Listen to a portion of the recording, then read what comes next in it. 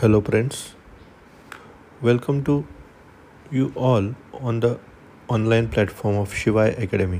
Myself विशाल रमेश चंद्र पवार. नमस्कार मित्रांनो, तुमचं सर्वांचं शिवाय अकॅडमी या ऑनलाईन प्लॅटफॉर्मवर हार्दिक स्वागत आहे. आज आपण एका ज्वलंत मुद्द्यावर चर्चा करणार आहोत, तो म्हणजे accidental demise of Iran president Ibrahim रईसी. The sudden demise of Ibrahim Raisi due to the hard landing attempting of his helicopter, and 3 of the high designated people from the Iran government were demised.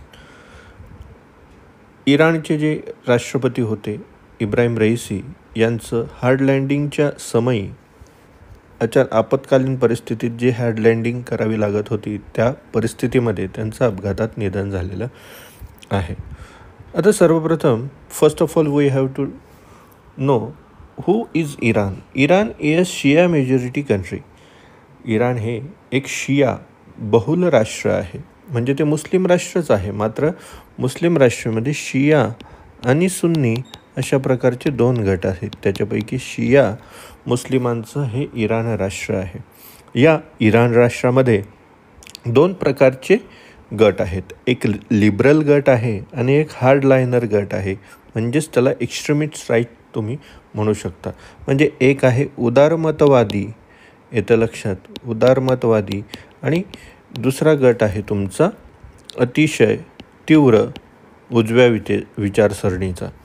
याच्या लक्षात advanced right त्याला म्हणू शकतात.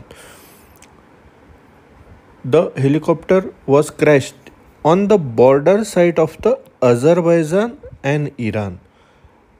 Azerbaijan आणि इराणच्या border लाईनवर हे helicopter या ठिकाणी टिझमर प्रोटेक्टेड एरियामध्ये क्रॅश झालेलं आहे, जसं तुम्हाला मॅपमध्ये दिसू शकतं.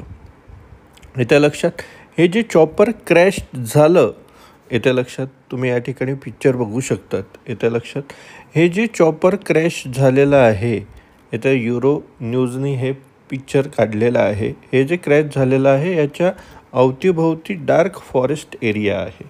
येत्या लक्षात हा जो फॉरेस्ट एरिया आहे तो प्रोटेक्टेड वाईल्ड लाईफ सेंच्युरीचा भाग आहे. इराण गव्हर्नमेंटद्वारे त्याला प्रोटेक्ट केलेला आहे.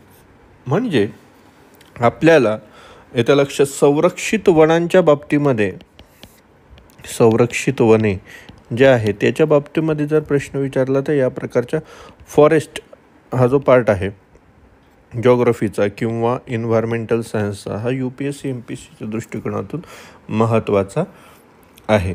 येत्या लक्षात आता ज्या वेळेला हे ॲक्सिडेंटल झालेलं आहे किंवा अपघाती निधन झालेलं आहे, याच्यासाठी after his death American president office that is White House proclaim that Raisi's hand was blooded.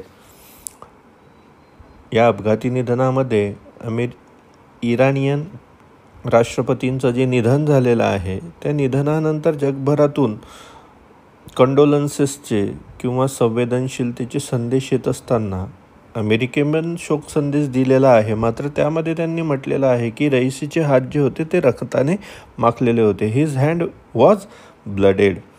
येते लक्षात असा प्रकारचा संदेश त्यांनी दिलेला आहे. त्यांच्या संदेशात ते नमूद करण्यात आलेलं आहे.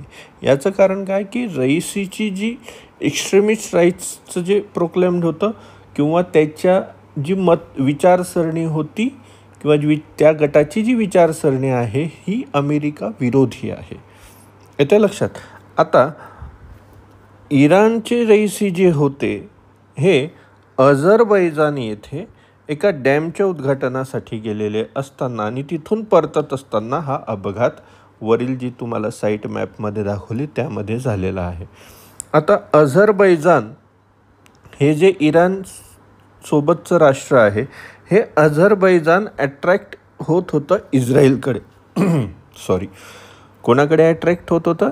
इस्रायलकडे अट्रॅक्ट होत होतं. त्यांच्याशी डील्स वगैरे त्यांची चर्चा सुरू होती. मात्र याच दरम्यान इराणचे इब्राहिम रईसी यांनी अझरबैजानला आपल्या गटामध्ये ओढण्यासाठी प्रयत्न सुरू केले आणि तिथे इन्व्हेस्टमेंट करायला सुरुवात केली आणि त्याच्यापैकी हे एक उदाहरण आहे.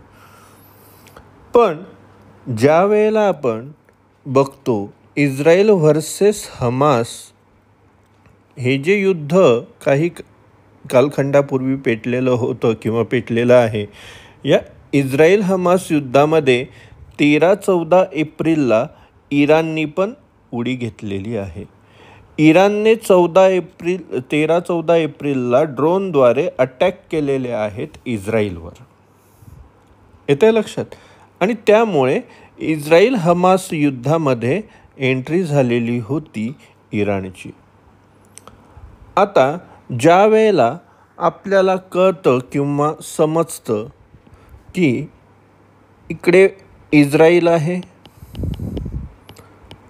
इस्रायल विरुद्ध हमास आहे, हमासने इस्रायलवर अटॅक करण्यासाठी पॅलेस्टीनची भूमी वापरली, म्हणून इथं गाझापट्टीचा वाद निर्माण झाला. याच्यावरून इस्रायलला कोण समर्थक आहे आणि हमास आणि पॅलेस्टीनला कोण समर्थक आहे असे जगभरामध्ये 2 गट निर्माण झाले. त्याच्यापैकी हमास पॅलेस्टीनच्या बाजूने इराण आलं.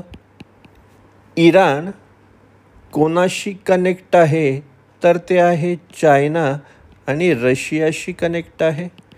कारण की रशिया आणि चायनाशी कनेक्ट असणं म्हणजे कोणाच्या विरोधात असणं, तर वेस्ट कंट्रीजच्या म्हणजे अमेरिकेसारख्या देशाच्या विरोधात असणं. हे आंतरराष्ट्रीय संबंधांचा ज्या वेळेला तुम्ही अभ्यास कराल त्यावेळेला तुम्हाला थोडक्यात हे मुद्दे स्पष्ट होतील. येतं लक्षात. पण तत्पूर्वी तुम्ही ही घटना फक्त समजून घ्या. 2021ला ज्या वेळेला कोरोनाचा पिरियड होता त्यावेळेला इराणमध्ये राष्ट्राध्यक्षीय पदाच्या निवडणुका झाल्या. In the year of 2021, presidential elections were held in Iran and Raisi were elected as a president of Iran. The Raisi's tenure is conflicted due to some events like anti-hijab protest.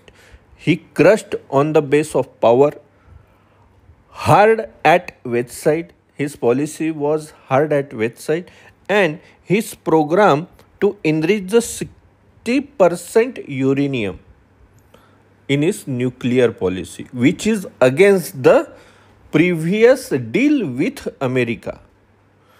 पूर्वीचे जे president of Iran होते त्यांनी जी peace deal केली होती, Iran America peace deal, त्याच्या विरोधातली ही deal होती की ही ॲक्ट होता की 60% इनरिचमेंट युरेनियमचं केलेलं आहे किंवा करायचा कार्यक्रम रईसींनी हाती घेतला होता. त्याच्यामुळे अमेरिकेचा विरोध असणं स्वाभाविक आहे. Okay.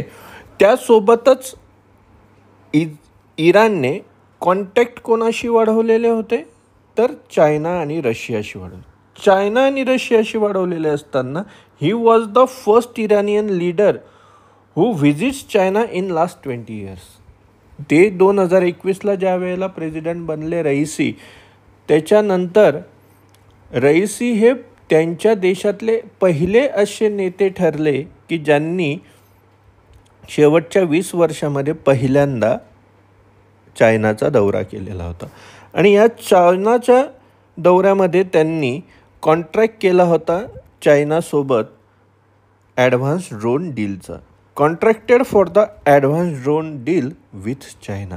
And where this drone were used, you see the before discussion or you hear the before discussion few seconds ago. Iran attacked on Israel by drone on the 13th and 14th April of 2024, this present year. आणि ज्या वेळेला हा मुद्दा चर्चा केला जातोय त्याच्यावेळेस CIA जी अमेरिकेची गुप्तहेर संघटना आहे, जी अशा परकीय देशांमध्ये कारवाया करण्यासाठी प्रसिद्ध आहे, त्या CIA बोट जात आहे. येतं लक्षात. म्हणजे वादग्रस्त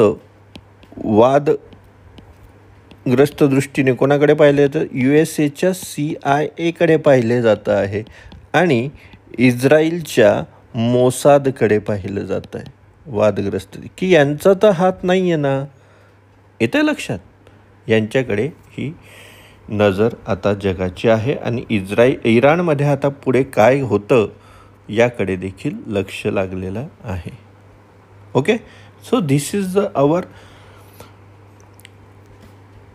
discussion about the recent international news. Thank you very much.